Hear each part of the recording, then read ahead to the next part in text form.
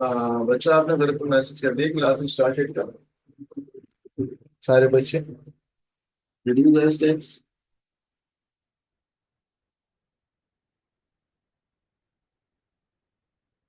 Sound clear है बच्चों, ये सुनो।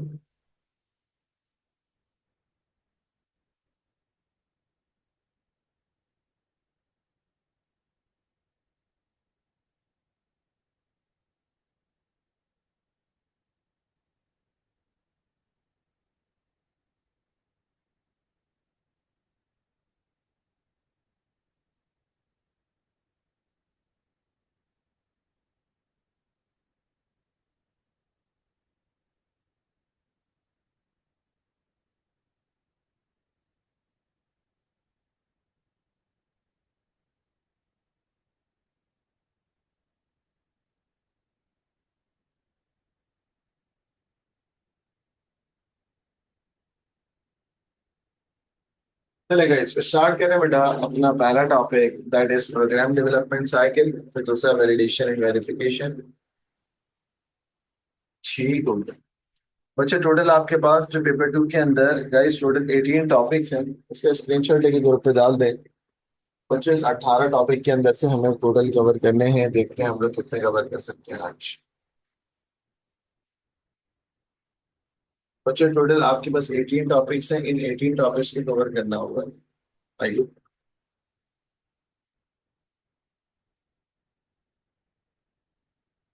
चलें गाइस। बच्चों का टॉपिक नंबर वन का नाम है आपके पास programme development cycle.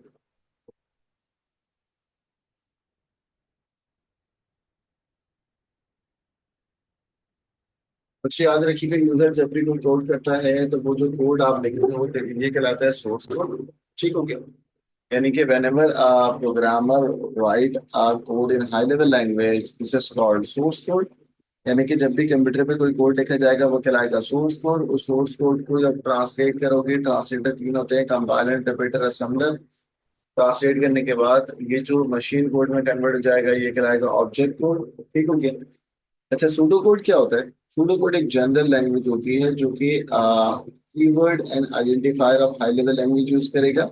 But actual में हाई लेवल लैंग्वेज का कोड नहीं होगा, एक जनरल लैंग्वेज का कोड होगा। इससे फायदा ये होगा कि अगर कोई एक लैंग्वेज ऑब्सलीट होती है तो आपके पास जनरल कोड लिखा हुआ होगा, और वो जनरल कोड क्या कहलाता है बच्चों? Pseudo code. ठीक है, जिससे आप यूजर को प्रोग्रामिंग करना सिखाते हैं। ठीक है, ओके। चलो आज बच्चे भी डेफिनेशन लिखी हुई है आपके पास हाई लेवल लैंग्वेज की।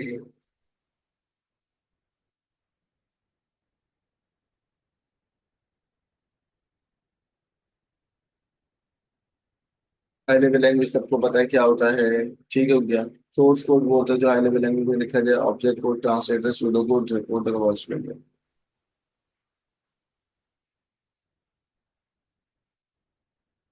फ्लो चार्ट बच्चों आपको पता है, जब भी किसी प्रॉब्लम को आप सिंबल्स के अंदर रिप्रेजेंट करेंगे वो कहलाएगा फ्लो चार्ट।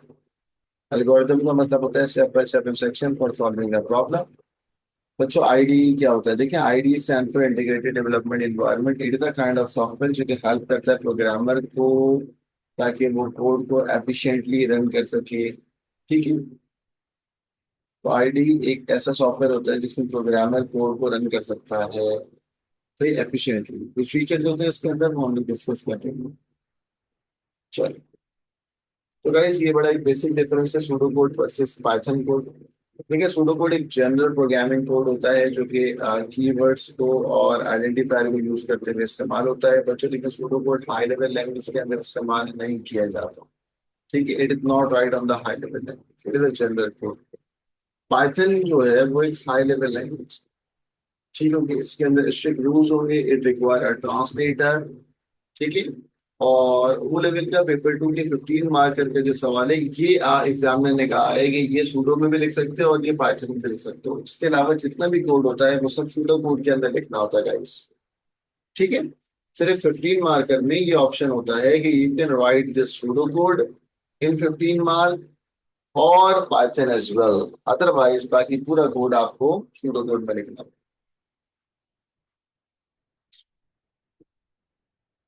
आइए बच्चों बेसिक जरा सवाल कराते हैं सूडो कोड की। देखिए सूडो कोड के अंदर जब आप सूडो कोड लिखते हो तो उसके अंदर अगर आपको एग्जाम में कहता है you have to input the two numbers and output करना है सम, तो आप सबसे पहले डिक्लेयर करते हो उन दो नंबर्स को जहाँ पे स्टोर करना है। बच्चे जहाँ पे स्टोर करना होता है उसको बोलते हैं मेमोरी, और मेमोरी दो होती है, एक होता है वेरिएबल और एक होता है कांस्टेंट और एक होता है एरेज। यहाँ पर बच्चों दो नंबर इनपुट करने, तो दो नंबर को, पहले नंबर को स्टोर करा वेरिएबल वन में, दूसरे को स्टोर किया वेरिएबल टू में। वेरिएबल क्या होता है? मेमोरी, जहाँ पे डेटा स्टोर किया जाएगा। और दोनों मेमोरी की डेटा की टाइप होल नंबर रखी है, दैट इज इंटीजर। अब आपने किया इनपुट।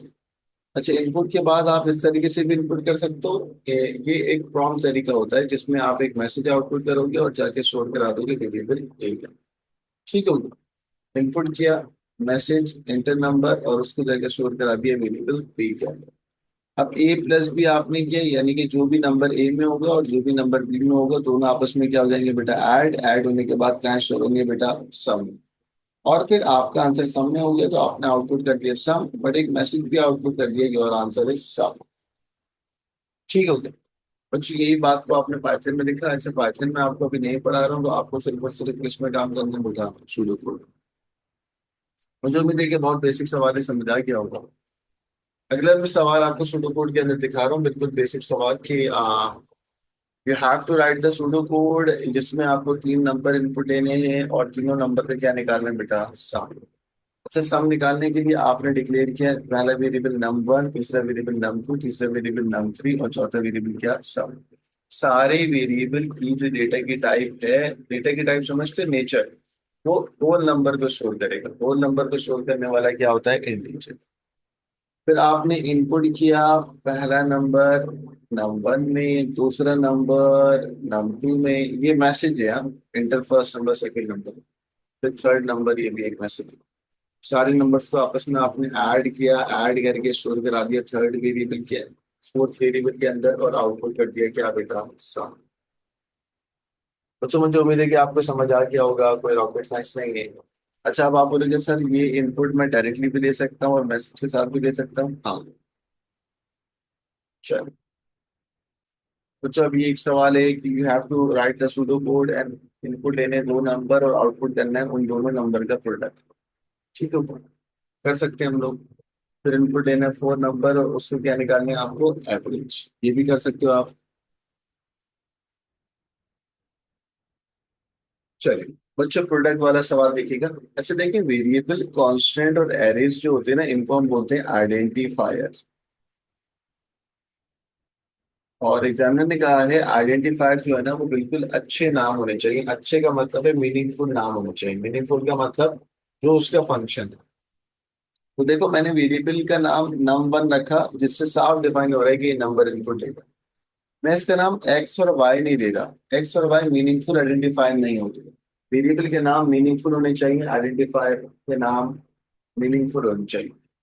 अब आपने सिंपल इनपुट ले लिया, पहला वेरिएबल लिया नंबर में, दूसरे लिया नंबर टू में, दोनों को आपस में मल्टीप्लाई किया। अच्छा, हमारे सूडो कोड के अंदर मल्टीप्लाई का साइन ये होता है।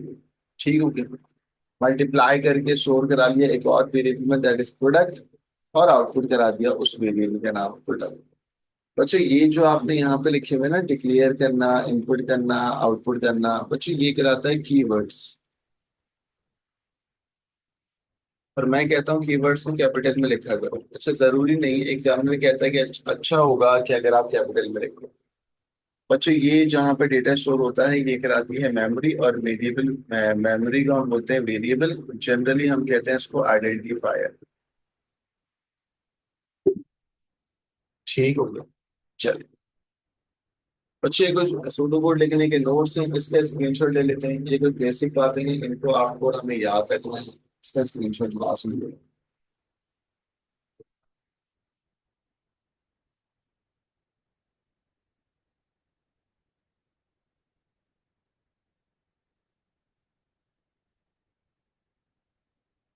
चले बेटा, पहली इंपॉर्टेंट बात, पहले इंपॉर्टेंट नोट, जितने भी कीवर्ड्स हैं, अभी मैंने आपको बताया था कीवर्ड होता है इनपुट करना, आउटपुट करना, फॉर लूप। जितने भी कीवर्ड हैं उसको आपको लास्ट में कैपिटल लेटर में लिखना चाहिए।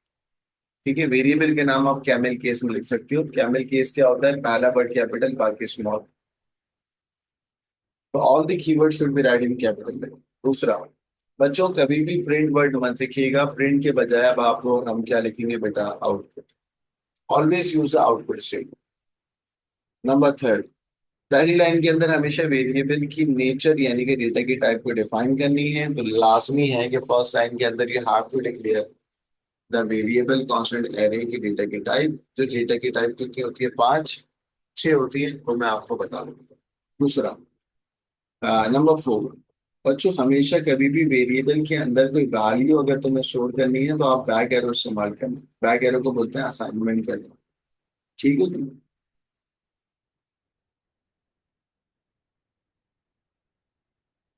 इक्वल टू यूज नहीं करेंगे, आप क्या यूज करेंगे, बैक एरो।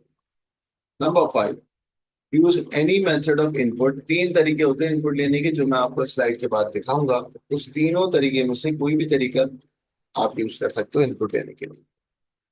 नंबर 6, बच्चों 2 तरीके होते हैं आउटपुट करने के, आप कोई भी 2 तरीके में से एक तरीका यूज कर सकते हैं। ऐसी बड़ी इंपॉर्टेंट स्लाइड है, इसका स्क्रीनशॉट ले लें और अपने व्हाट्सएप ग्रुप पे शेयर कर दें, सो दैट वी कैन।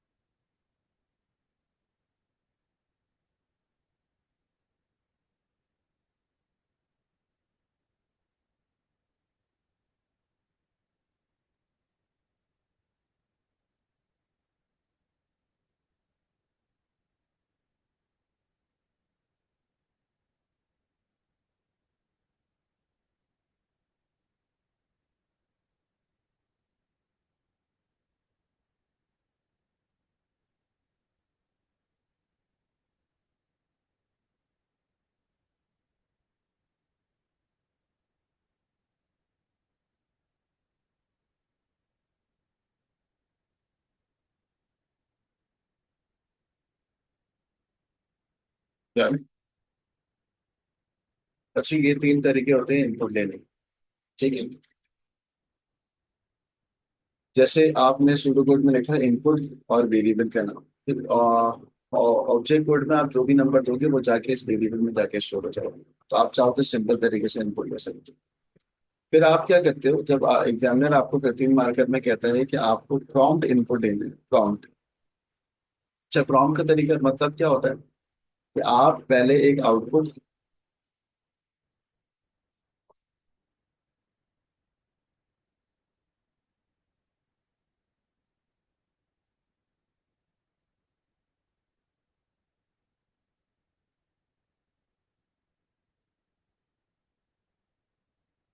बोला तो जो जो पैसे के बारे में एडमिशन के उसका स्क्रीनशॉट लेके मतलब भी को डॉक्टर डालो, तुम लोग सारी इंक्वायरी डांस करो।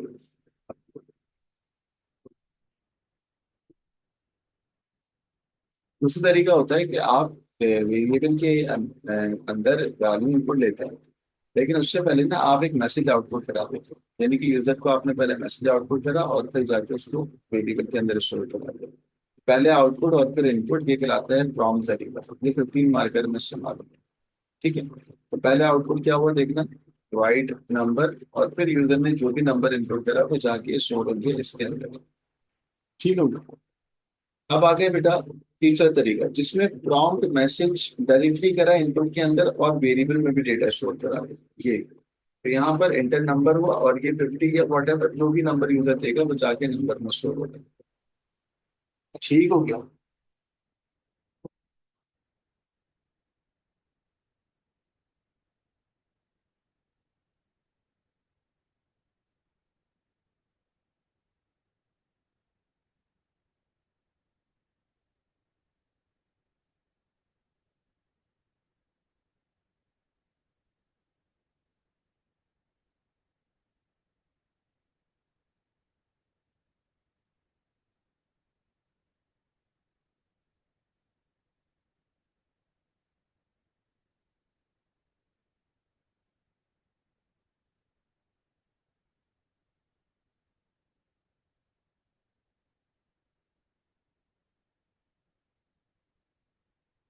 चलो बच्चे, इसी तरीके से दो तरीके होते हैं आउटपुट करने के। फॉर एग्जाम्पल एक वेरिएबल एक्स, एक्स के अंदर वैल्यू स्टोर है 40, तो जब तुम आउटपुट एक्स करोगे तो जाहिर सी बात है कि आउटपुट जाएगा बेटा 40। ठीक हो गया। अब यहाँ पर आ जाते हैं, फॉर एग्जाम्पल एक्स के अंदर स्टोर है 100। अब आउटपुट करोगे एक मैसेज, वो मैसेज ये रहा बेटा। उस मैसेज के बाद गाइस आपने एक्स, यानी कि एक्स की वैल्यू भी आउटपुट होगा, दैट इज।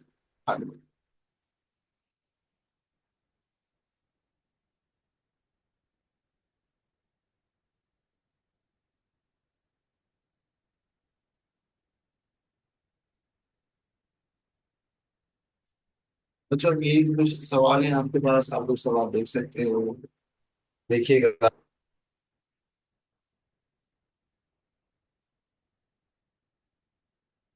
यार वो क्वेरी की जो कॉपी है उसके अंदर ऐड कर देना। मैं कह रहा हूँ मैसेज वगैरह आ रहे हैं उनकी बात, एडमिशन की जो मैसेज आ रहे हैं मैं देख रहा हूँ डेट मारता है बस। तो उस पर जो मैसेज वगैरह आ रहे हैं उनको तो स्क्रीनशॉट दो उनको।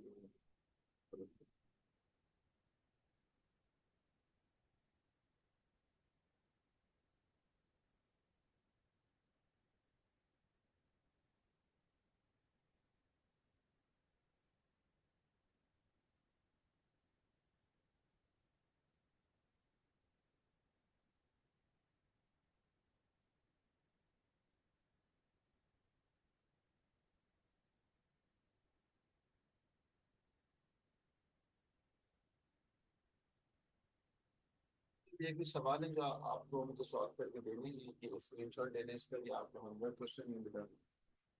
सारे बच्चे ग्रुप पे डाले, मैं देख रहा हूँ ग्रुप पे डाल ही नहीं थे आपको। हाँ आ रहे हैं। इस ग्रुप पे स्क्रीनशॉट क्यों नहीं डाल रहे आपको? हम्म।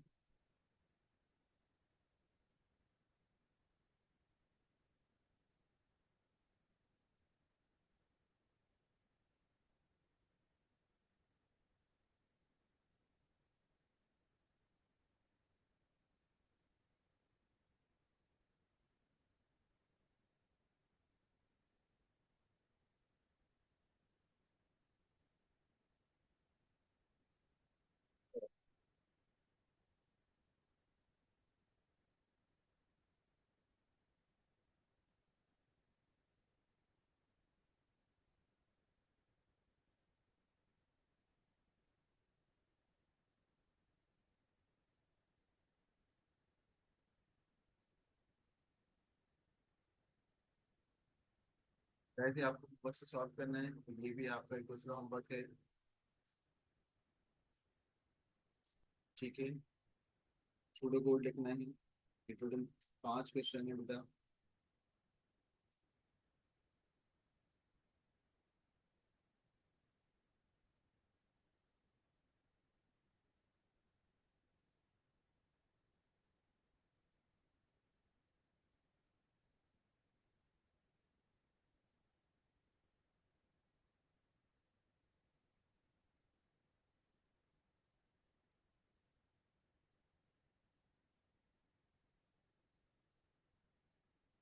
तो कुछ आपके पास ना प्रोग्रामिंग कॉन्सेप्ट होते हैं, ठीक है।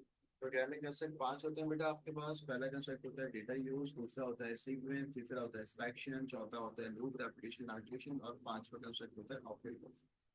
अच्छा, डेटा यूज के अंदर आपके पास वही आते हैं वेरिएबल, कांस्टेंट और एरेज। यानी कि वेरिएबल क्या होता है, कांस्टेंट क्या होता है और एरेज क्या होता है, ठीक है ना। वेरिएबल और कांस्टेंट और एरेज अभी डिटेल में पढ़ाएंगे टेक्निकली, ये सब आपको कहलाता है डेटा यूज कर। फिर आता है सीक्वेंस। अच्छा, सीक्वेंस के अंदर पहले क्या होगा, उसके बाद क्या होगा, उसके बाद क्या होगा, order of writing of code. Number third होता है कंडीशनल स्टेटमेंट। बच्चों कंडीशन को देखना होता है। कंडीशनल स्टेटमेंट का एक और नाम होता है सिलेक्शन स्टेटमेंट, जिसमें हम पाथ को चूज करते हुए प्रोग्राम को चलाते हैं। सिलेक्शन स्टेटमेंट दो होती है, if then else end if, और दूसरा case of otherwise end if. Selection statement में पहली होती है if then else end if, दूसरा case of otherwise end if. Next we have loop, repetition, iteration. अच्छा, लूप आपके पास तीन तरीके के होते हैं, for to next, while do end while, repeat. बच्चों लूप कितने होते हैं, तीन, for to next, while do end while और रिपीट। लास्ट बेटा डेटा आपके पास जो प्रोग्रामिंग कंसेप्ट होता है वो कहलाते हैं ऑपरेटर्स। ऑपरेटर्स बेटा अर्थमेटिक अलग होते हैं, लॉजिकल अलग होते हैं, और बूलियन ऑपरेटर्स अलग होते हैं। बच्चे बड़े इंपॉर्टेंट बेसिक कॉन्सेप्ट है, इसका स्क्रीनशॉट ले लें जल्दी से।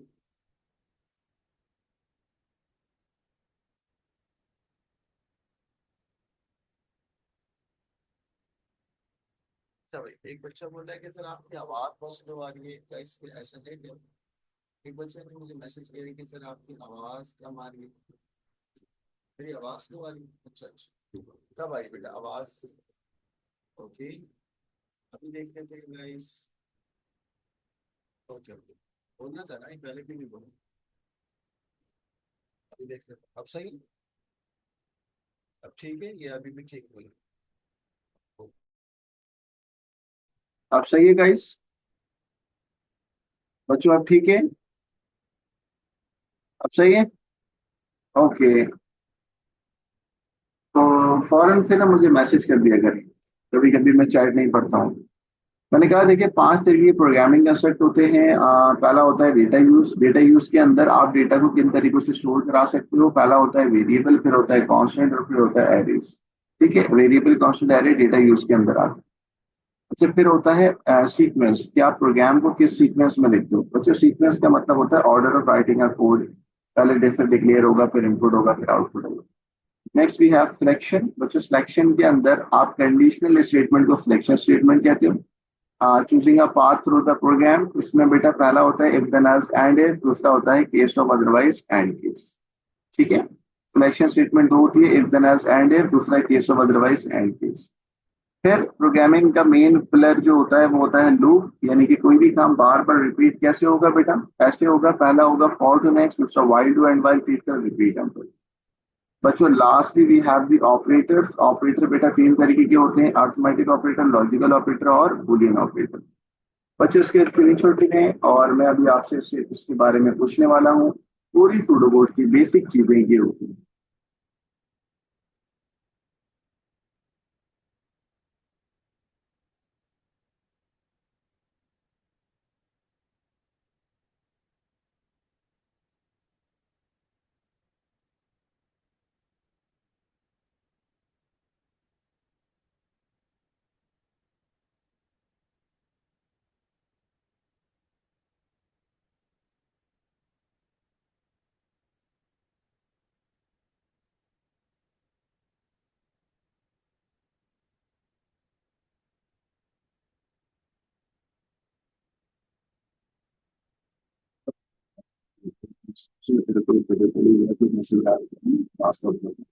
या एडमिशन वाला तो कंफर्म से आगे कोई भी स्क्रीनशॉट भी शेयर कर दीजिए। सो दैट वी कैन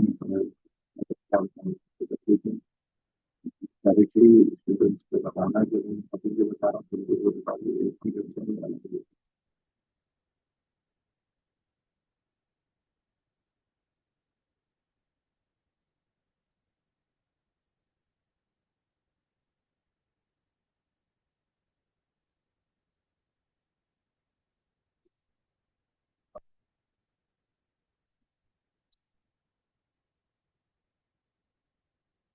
बच्चों मैंने अभी क्या बताया कि दो तरीके की सेक्शन स्टेटमेंट होती है बेटा।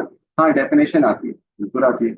दो तरीके की सिलेक्शन या कंडीशनल स्टेटमेंट होती है बेटा। पहली का नाम होता है if then else end if, दूसरी का नाम होता है case of otherwise end if. बच्चों एक बड़ी बैड न्यूज सर्कुलेट हो रही है, उसके बारे में मैं कमेंट करना नहीं चाह रहा था, लेकिन अभी सर्कुलेट हो रही है और बहुत ज्यादा हो रही है, तो आपके पास भी आ गई होगी। आज एएस का पेपर 2 हुआ है और जैसे ही बच्चे बाहर निकले हैं तो बस एक कोई बैड न्यूज सर्कुलेट हो रही है कि सर पेपर लीक था और वो पूरा पेपर व्हाट्सएप पे आएगा। अब आई डोंट नो वो पेपर लीक था नहीं था, पहले तो खैर हमारे पास नहीं आया, लेकिन कुछ बच्चे, इनफैक्ट बहुत सारे कंप्लेन भी चल रही है कि सर ये पेपर लीक था, ये पेपर लीक था। और देखिए पूरा पेपर, मतलब बच्चे बाहर निकले हैं और बच्चों ने साइन किया कि सर ये पेपर तो देखिए पीडीएफ में आएगा। तो this is disappointing for the student and teacher as well कि ये क्या था। सही है, मतलब बड़ा अजीब सा ही हो गया करना, वो बच्चे भी और टीचर भी, हम लोग भी बड़े शॉकिंग में हैं कि यार ये क्या हो। तो वही मैं भी जो रोक रहा हूँ ना मैसेज वगैरह, वो ये सब आ जा रहे हैं, बच्चे भी मैसेज कर रहे हैं। उम्मीद है कि जस्टिस होगा और बच्चों की और हमारी मेहनत जो है वो उठाएंगे। बच्चों दो तरीके की सिलेक्शन एक कंडीशनल स्टेटमेंट होती है, पहली होती है if then else end if, दूसरी होती है case of otherwise end case. अच्छा गाइस, अगर आपको सिर्फ 12 फॉल्स पे रखना है, सिंगल चॉइस पे रखना है, तो if then else end if होगा। अगर आप case of otherwise end case पे रखोगे तो उसके अंदर you have to deal with many possible outcomes या मल्टीपल कंडीशन सिंगल वेरिएबल पे लगेगी, ये कहलाएगा case of otherwise end. Okay, अब इसको हम लोग डिटेल में बात करेंगे। चलो बच्चों देखें, आपके पास जो फॉर्मेट होता है ना, फॉर्मेट डेटा को स्टोर कराने के जो फॉर्मेट होते हैं, यानी कि वेरिएबल कांस्टेंट एरे को स्टोर कराने का जो फॉर्मेट होता है वो कहलाता है डेटा की टाइप। लेकिन डेटा की टाइप का मतलब होता है कि डेटा किस नेचर का स्टोर कराना है आपके वेरिएबल में। अगर होल नंबर स्टोर कराना है तो वो कहलाएगा integer, integer are the whole number. दूसरा होता है real number, real number are just point वाले नंबर। फिर होता है कैरेक्टर, कैरेक्टर के अंदर सिंगल कैरेक्टर, यानी कि whole number are the integer, point वाले नंबर आर द रियल, और सिंगल कैरेक्टर्स क्या कहलाते हैं बेटा, चार। फिर होता है बेटा बुलियन, बुलियन के अंदर कोई भी दो कॉमन कंपैरिजन होगी, like yes no, true false, male female, इस टाइप की चीज कॉमन कंपैरिजन है, ये कहलाता है बुलियन। स्ट्रिंग के अंदर बच्चों अल्फाबेट्स भी आते हैं, नंबर्स भी आते हैं और स्पेशल कैरेक्टर्स भी आते हैं। Alphabet, number and the special character, इनका कॉम्बिनेशन आता है। सिर्फ नंबर्स नहीं आते, क्योंकि सिर्फ नंबर्स तो या तो इंटीजर में आएंगे या तो रियल में आएंगे। तो अल्फा न्यूमेरिक डेटा आता है, तो ये अल्फाबेट, नंबर और स्पेशल कैरेक्टर। अब आ जाओ डेट। यार डेट के अंदर गाइस, डेट में आपके पास कोई भी एक स्पेसिफिक डेट आएगी है। ये नीचे वाला जो है ये तो स्ट्रिंग की बात हो रही है। डेट के अंदर कोई भी एक स्पेसिफिक फॉर्मेट की डेट आ जाएगी, यानी कि DDMMY। टोटल 6 तरीके के आपके पास डेटा होते हैं। इज इट क्लियर बच्चों, यस और नो?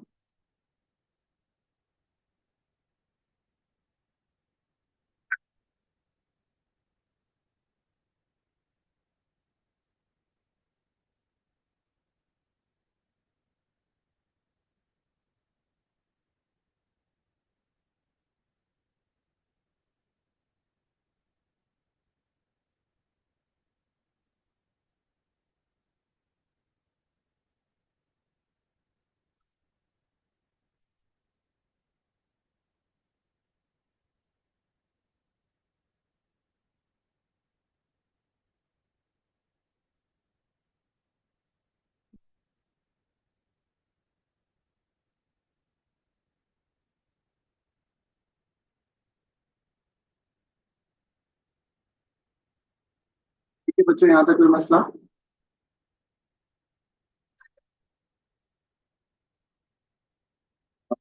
बता दी मैं आपको, इनकी या 25 पेपर दे सकती हूँ और उसको बोलना दे करी फिर करने के बाद उसको बोलना दे सकते हैं आप उसको लगाइए और उसके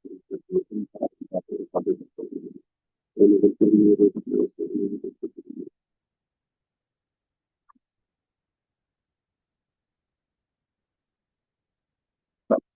अब बच्चों आ गए हैं डेटा यूज। देखिए डेटा यूज जो आपके पास होता है, अबे भाई क्या हो गया, आवाज नहीं आ रही क्लियर, रात हो रही है, बहरा हो गया क्या? आ गई है बस, बोलो यस और नो। चलो, बच्चों डेटा यूज यानी कि कितने तरीके के डेटा आप स्टोर करा सकते हो। टेक्निकली डेटा यूज का मतलब होता है मेमोरी।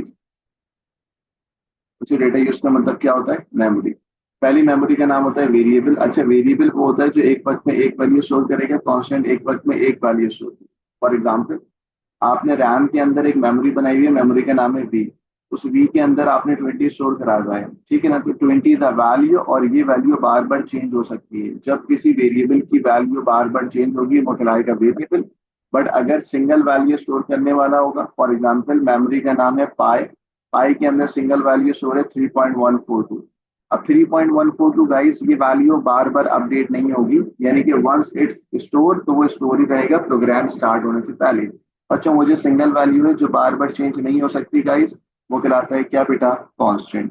सो कांस्टेंट की वैल्यू एक ही दफा प्रोग्राम स्टार्ट होने से पहले फिक्स कर दी जाती है। वेरिएबल की वैल्यू बिटवीन या during the execution of a program बार बार क्या हो रही होती है बेटा? चेंज। तो वेरिएबल की वैल्यू चेंज होती है, कांस्टेंट की वैल्यू चेंज नहीं होती। लेकिन दोनों में सिमिलरिटी क्या है? दोनों एक वक्त में एक ही वैल्यू स्टोर करते हैं, मल्टीपल वैल्यू स्टोर नहीं करते। Next we have arrays.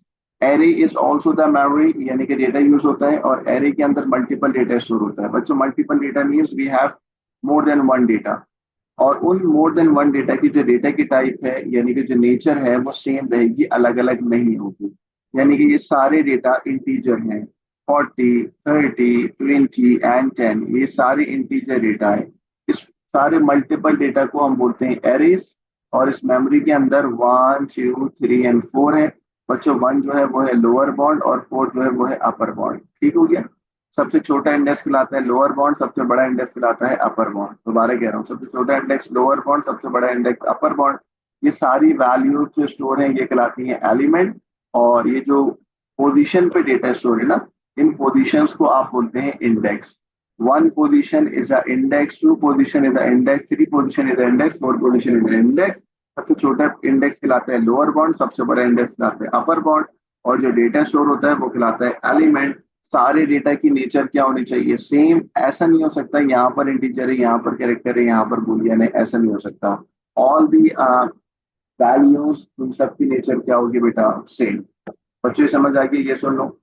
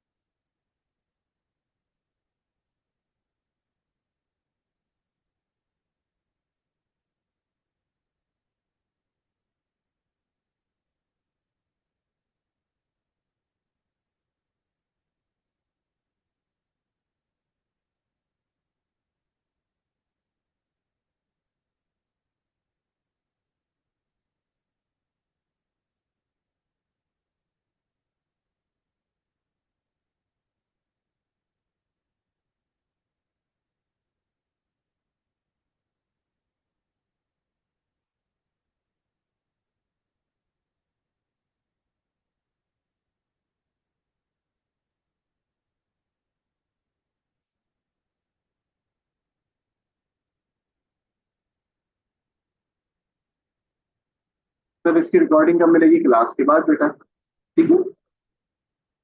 चले बच्चों, मैंने आपको अभी यही पढ़ाया ना? अगर आप अभी देखो तो मैंने अभी आपको यही पढ़ाया ना।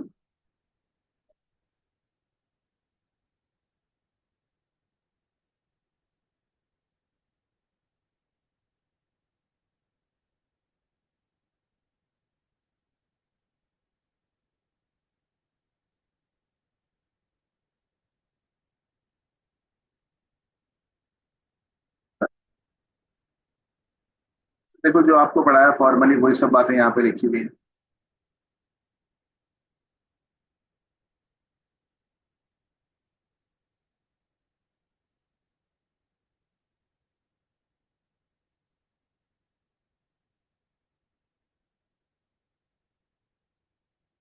अच्छा, अहद बेटा, अहद अदनान, अभी क्लास के बाद ही मैं ना ड्राइव बता दूंगा, जो ड्राइव है ना हमारी रिकॉर्डेड लेक्चर की। वहीं पर ही आपको मॉक और इसके P2 के नोट्स भी बता दूंगा so that you can easily access it.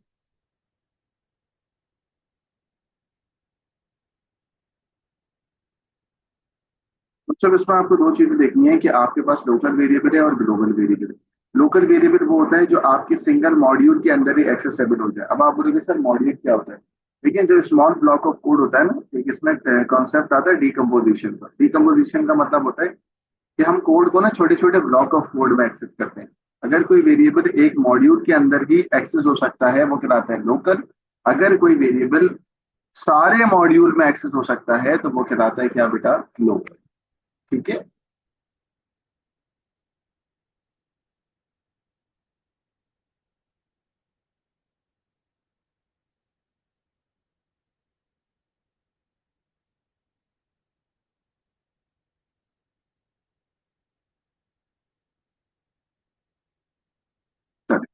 बच्चों एरेज आपके पास दो तरीके की होती है, एक होती है 1D एरे, एक होती है 2D एरे। अच्छा 1D एरे का मतलब है स्टोर करना है वन वैल्यू को ऑन वन इंडेक्स, एक इंडेक्स पे एक वैल्यू होगी वो कहलाएगा क्या? 1D array. और अगर लाइक रॉस एंड कॉलम पे इस तरीके से एक कोऑर्डिनेट पे एक वैल्यू होगी बच्चों, रॉ और कॉलम पे अगर कोई वैल्यू होगी वो कहलाएगा 2D एरे। Got it?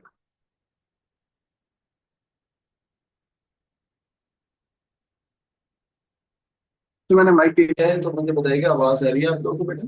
ये सुनो, गाइस साउंड आ रहा है आपको? मैंने माइक चेंज किया है। All clear? हाँ, मॉड्यूल का मतलब होता है स्मॉल ब्लॉक ऑफ कोड। चलो बच्चों एरे को ना हम ऐसे डिक्लेयर करते हैं, अगर आप शॉर्टली देखना चाहो तो एरे को ना हम ऐसे डिक्लेयर करते हैं। हम करते हैं डिक्लेयर एरे का नाम, यानी कि एरे स्टोर करता है मल्टीपल वैल्यू। फिर हम लिखते हैं डिक्लेयर एरे का नाम, स्क्वायर ब्रैकेट के अंदर आते हैं सबसे छोटा इंडेक्स। बच्चों आपके इस एरे के अंदर सबसे छोटा इंडेक्स 10 है और सबसे बड़ा इंडेक्स बेटा 60 है। ठीक हो गया?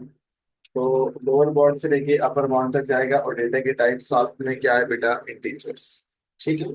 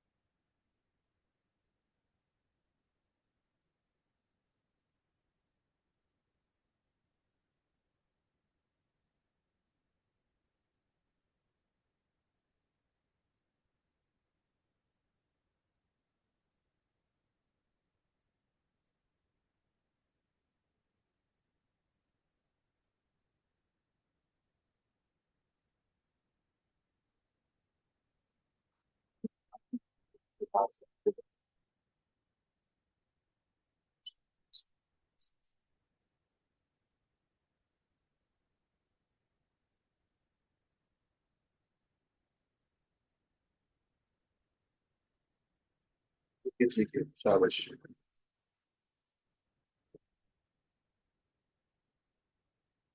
क्लास कब तक होगी? अभी तो चलने दो।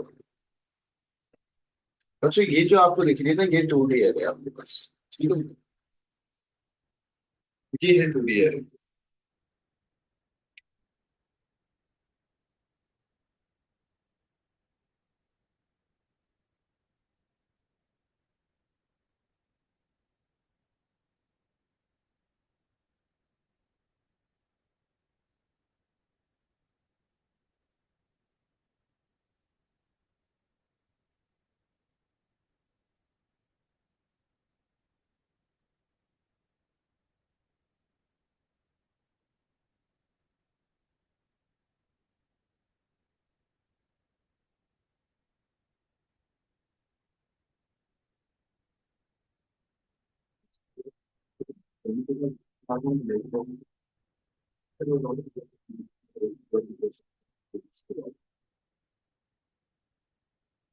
चलो, और जिसमें होता यह है कि देखो आप पहला कॉलम में वन, दूसरा है टू, फिर है थ्री, फिर है फोर। अच्छा रॉ भी ऐसे वन टू थ्री है फोर। अब बच्चों हर रॉ के अंदर इधर देखो 1, 1 यानी कि रॉ कमा, फिर इस तरीके से बेटा, फिर बेटा इस तरीके से। अगर आप देखो तो रॉर कॉलम पे एक वैल्यू स्टोर है, रॉर कॉलम पे वैल्यू स्टोर है, यानी कि 1,1 पे 40 स्टोर है, 1,2 पे ये स्टोर है, 1,3 पे ये स्टोर है, 1,4 पे ये स्टोर है। बच्चों, आप कहते हो कि भाई आपके पास रॉर कॉलम पे वैल्यू स्टोर है, तो ये क्या कराता है बच्चों, 2D है। ठीक है, लेकिन अगर इस तरीके से डेटा होगा, ये कराएगा 1D है। ठीक है, तो 2D एरे को चलाने के लिए आपको दो लूप चलाने होंगे, एक रॉ के लिए और एक कॉलम के लिए।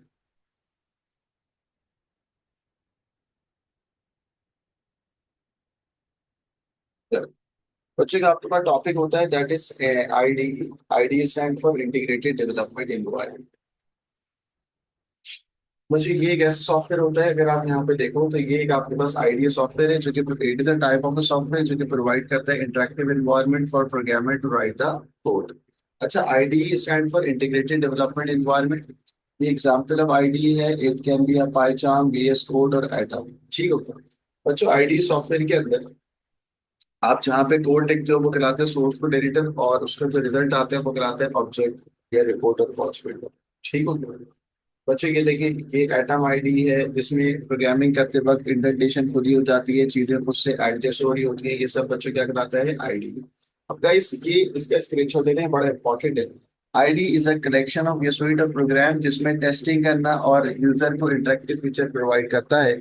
आईडी के कुछ फीचर होते हैं, जहाँ पे कोड लिखते हैं वो कराता है कोड एडिटर, जहाँ पे जो ट्रांसलेट करके हाई लेवल लैंग्वेज को मशीन कोड में कर देगा वो कहलाएगा ट्रांसलेटर। रन टाइम इन्वायरमेंट में डीबगर का मतलब क्या है, लाइव इन्वायरमेंट में टेस्ट करेगा, एरर को डायग्नोस करेगा, ऑटोमेटिक कंप्लीट करेगा, ऑटो करेक्शन करेगा, और खुद से डॉक्यूमेंट बना के दे देगा। और ये जो अलग अलग कलर्स के अंदर दिखा रहे हैं ना बच्चों, ये कराता है क्रिएटिव प्रिंटिंग। ठीक हो गया, चलेगा, इसका स्क्रीनशॉट लेकिन बड़ा इंपॉर्टेंट है।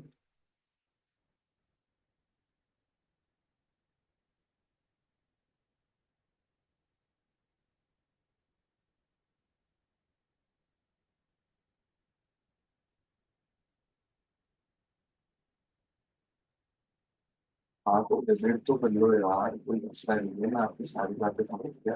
दोनों जगह को विजिट कर लो, वीडियो बना लो, दोनों को देखना जो कर सकते हैं।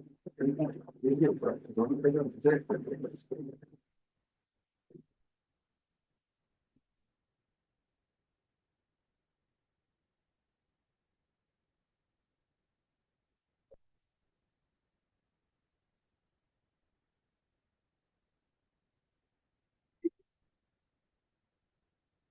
चलो बच्चों, ऑनलाइन आईडी भी होता है कि भाई वो भी आपने यहाँ पे देख लिया, हम आगे लेके चलते हैं आपको। चलो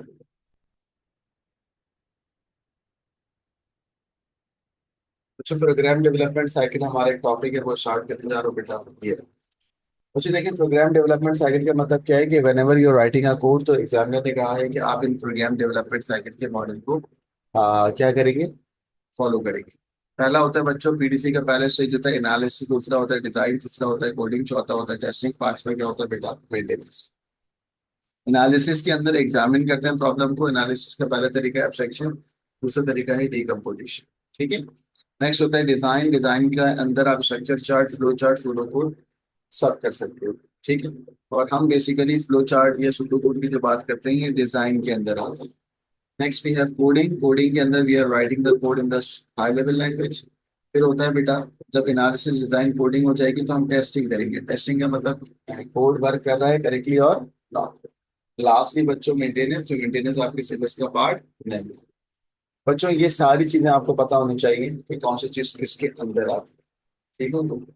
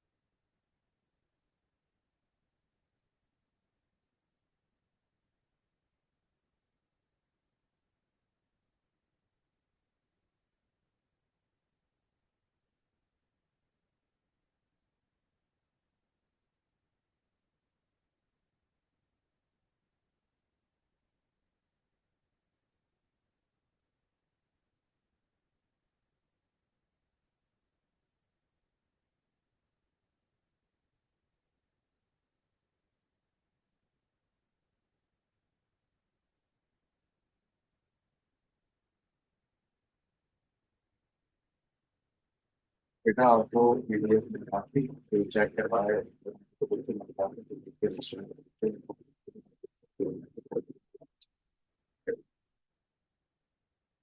चलें गाइस। अब आते हैं एनालिसिस पे। यहाँ पे देखिए बच्चों, एनालिसिस का मतलब होता है प्रॉब्लम को एग्जामिन करना। ठीक है।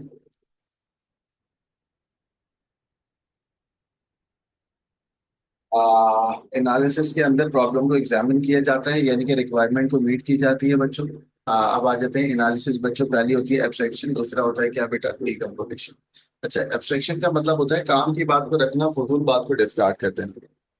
यानी कि जब भी प्रॉब्लम आएगी तो प्रॉब्लम के अंदर जो की एलिमेंट्स है उनको रखना, और जो फजूल की चीजें उनको डिस्कार्ड कर देना, ये कहलाता है एब्स्ट्रैक्शन। एब्स्ट्रैक्शन के अंदर keep the key element, discard the unnecessary information. Next we have decomposition. बच्चों डीकम्पोजिशन का मतलब होता है, अभी मैंने आपको बताया कि जब हम कोड लिख रहे होते हैं तो हम उस कोड को ना छोटे छोटे पार्ट्स में ब्रेक कर देते हैं। जब हम कोड को छोटे छोटे पार्ट्स में ब्रेक करते हैं वो वाली टेक्निक चलाती है डीकम्पोजिशन। और ये जो छोटे छोटे पार्ट्स में ब्रेक करते हो गाइस, इसमें छोटे छोटे जो सिंगल ब्लॉक ऑफ कोड बनते हैं ये कहलाते हैं मॉड्यूल। और इस प्रोसेस का नाम है क्या बेटा, decomposition. Decomposition, top down design और स्टेप वाइज रिफाइनमेंट। ठीक हो गया बच्चों? मुझे उम्मीद है कि आपको समझ आ गया होगा।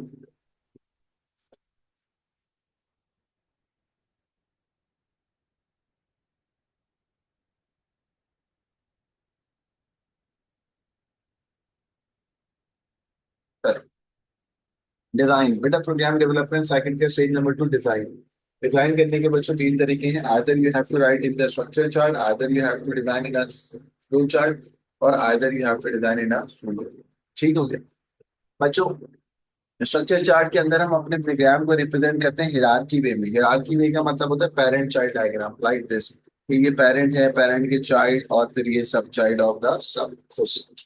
Next we have flow chart. बच्चों फ्लो चार्ट के अंदर पिक्टोरियल और graphical representation of a program in a flow, और इसमें सिंबल्स यूज होते हैं। बच्चों ये सिंबल्स है ना, ये सिंबल्स इस्तेमाल हो रहे हैं। ठीक हो गया? इसका एक फ्लो होता है। Next we have a simple और जनरल मेथड, जिसमें हम कोडिंग को लिखते हैं। हाई लेवल लैंग्वेज इसमें इस्तेमाल नहीं होती है, उसके कीवर्ड्स इस्तेमाल होते हैं। ये कोड हाई लेवल लैंग्वेज में लिखा नहीं जाता। Declare N1 N2 N3 as integer declare करा और उसको स्टोर करा दिया, आउटपुट कर दिया। बच्चों ये तीनों तरीके बेसिकली डिजाइन के अंदर आते हैं।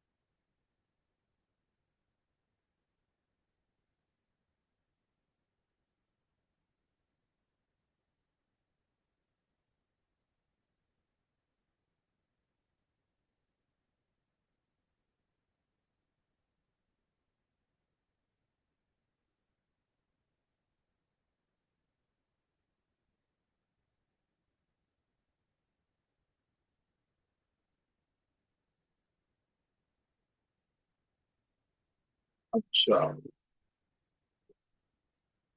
बच्चों एक मिनट रुक जाओ।